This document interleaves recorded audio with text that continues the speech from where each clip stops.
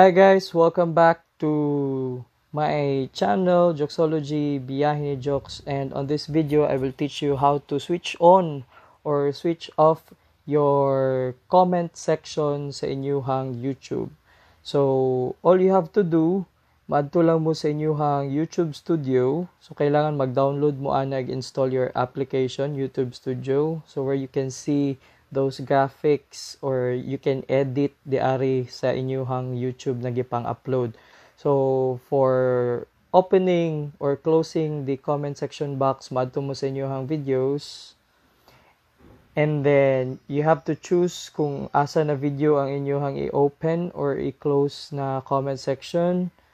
So for example, kani on the upper right na ay pencil na icon, so all you have to do is click that, and then once na click na ninyo, maadto na pud mo diri sa upper right na ay advanced settings, and scroll up and makita ninyo dito sa nay comments na ay allow comments, so i-switch on lang na ninyo.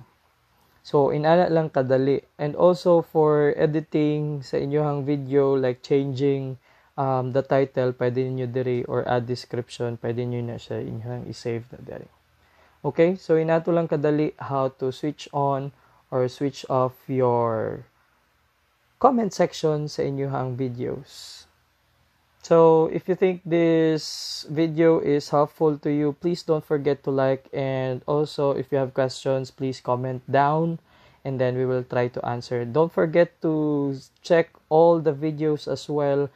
I have here tutorials on YouTube for startups like us. Okay? So, natay mga startup tutorial video on this. Naka-playlist na ni siya tanan para at least diretso-diretso na.